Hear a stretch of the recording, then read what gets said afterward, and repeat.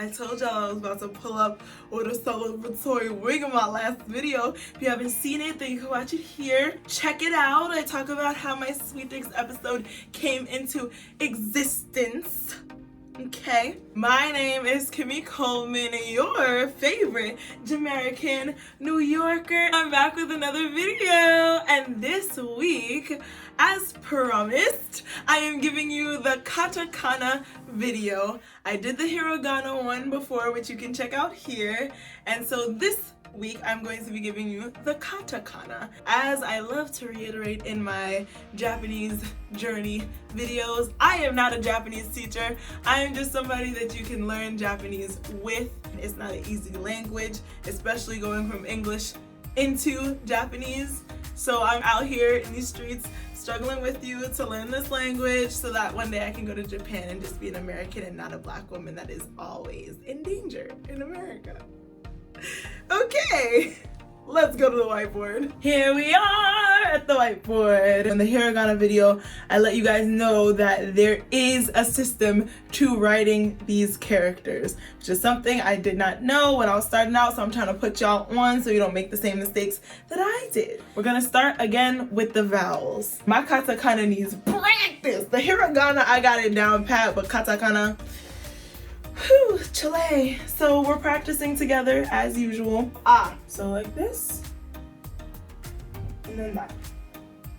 Ah, E, start from here down, and then from here down. That's E.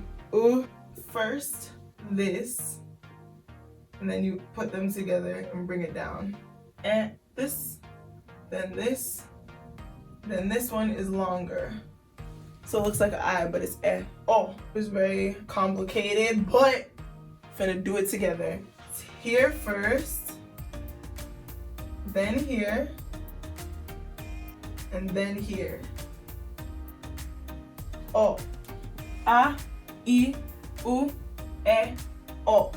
Moving right along to the K sounds. Oh no, my O! Saved it. We'll start off with ka. It's similar to the ka in hiragana. I don't know if that'll help anybody, but it helps me. It's this stroke first, then this joint right here, floop, ka. For ki, also similar to the ki in hiragana. Do this line, and then a little slanted line. So it's not straight down, but it got a little oop here. And then one other stroke here. Ooh, and eh. I don't know if my notes are right on this one, but I'm gonna go with my gut and say that it's this way. You got this little, this is like an unfinished box. And here, and that's oh. Wait a minute, I'm lying, it's cold. We're in the K section. Okay, ka, ki, ku, ke, ko.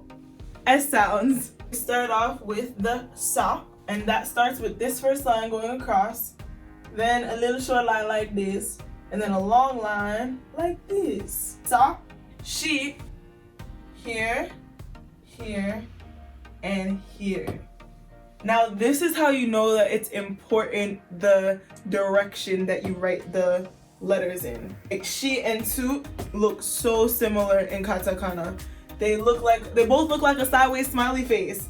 So the order that you write it in is the only way you're gonna know what is the difference, if it's a she or a tsu. So for she, it goes top one, second one, and then from left to right, smiley face. She, su is here, and then here. Su, se is here, then here. Se, so is just a smiley face with one eye. So you start off with the one eye of the smiley face, and then you go from right to left. Sa, she, su, se, so. Moving to the ta, ta, ta, ta, ta, ta, ta, ta, ta, ta. The T sounds, starting with ta. It has 3 parts. So it starts with this stroke here, little slanted thing. Then it goes over to this.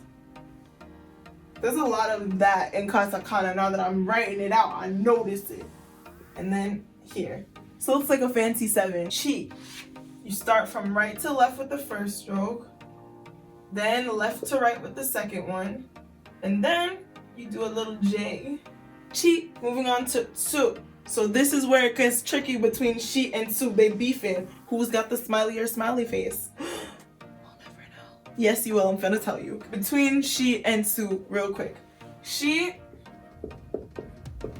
the smiley face starts with the first one, then the second one, and then from left to right, like this. And it's more slanted. Tsu, the smiley face goes down, so it's the left one first, then the right one, and then it comes from here to here.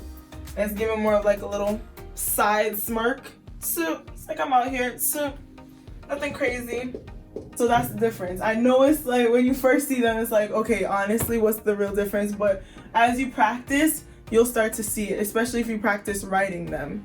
Bottom one first, not as slanted. Second one, not as slanted. And then from right to left, little smirk. So now we move on to te. Starts with a small line at the top, longer line at the bottom, and then you attach it te, to. You do one line down, and then another line like this.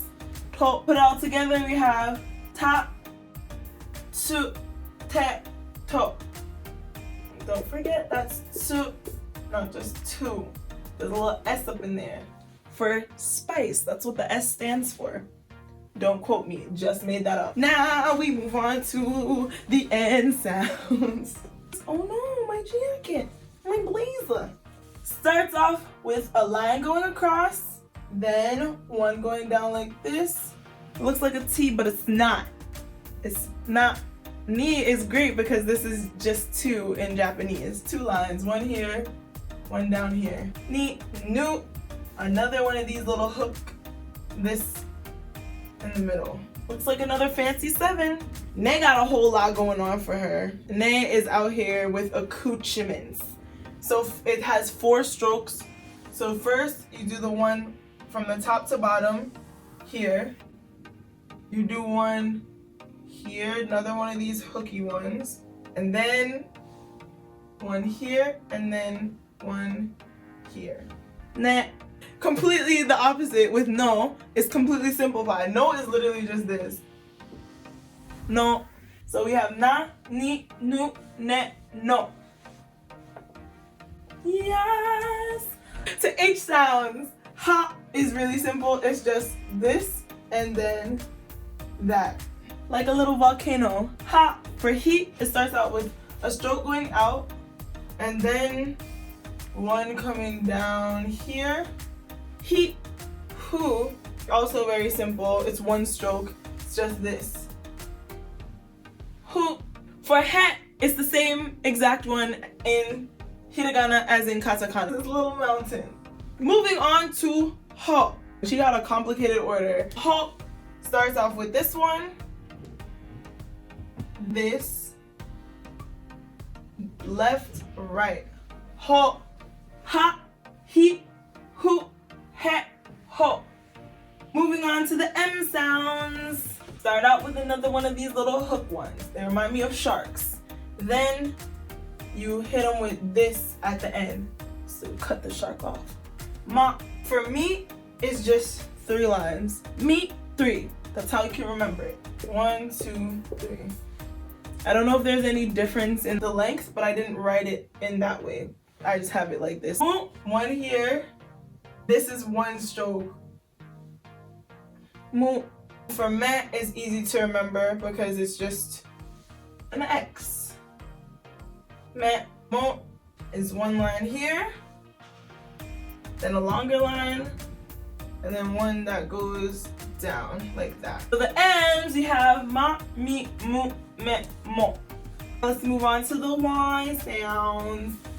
And with the Y's, it's the same thing. There's no E and there's no E. Start off with Phineas's nose. Then we hit him with that ya. You start off with this. Then this. You, yo, is one of my favorites to write. It looks like a bunk bed or a backwards E. First, you start here, go all the way down, make room for the bunk bed. Then here, and then here. Yo, ya, you, yo. Now to the R sounds. Raw sounds. Raw. Makes me think of chunks. Da. First line there. Then here. First line, second line, da. Move on to D. Like Rihanna. Start with this line, then this one. D. Ru. Starts with this bad boy right here. And then Dru. Re. Another one of them sneaky hook ones. Psych. It's a little dip and then goes up. And that's re or do. That's number one. Then here, from here to here. Ooh, that's lopsided. And then from here to here. Da, re, ru, re, ro. Last but not least, the prima donnas of the ball. They don't need I, they don't need you, and they don't need eh. Well, they don't need it. The W sounds, the wat sounds. So this is pretty easy. Just go from one stroke here, then you do a little whoop, wop. And then this one is really rarely used. People mostly use the hiragana version of O. I'm gonna just teach you just to know because I wanted to know, even though it's rarely used. So it goes here, then here, and then here. It's just a fancy F, backwards F. Oh, and then of course, the queen bee. She doesn't need any of these vowels to validate her. It's Now this is also, you gotta pay attention because and so are so close. No pun intended. Let me refresh your memory. This is what so looks like. You start off with this one, and then you do a little like that. That's so. And now you start off with this one again, but instead of going from here to here, you go from here to here. That's why strokes are important. The way you write it is important. When I saw these two, I was like, I get it now. That's why they got their specific strokes. You could be writing a love letter to somebody, penning a love letter, and because your strokes are off, they could misread it. If you're ever penning a love letter in Japanese. This is That's it for katakana. Now we should be able to write katakana in katakana. Ka. Started here, right? Then this. Then ta with the fancy 7. Remember the fancy 7. Then ka again. And then na. Katakana. That's it for this week. Thank you so much for joining me. If you made it this far, then I do hope that you will subscribe, like the video, share it with somebody else. If you're learning Japanese with someone else, you can share this video with them. I'm Kimmy Coleman, your favorite Jamerican New Yorker, and I will be back next week for another video. Konbanwa, konnichiwa, ohayo gozaimasu. Bye!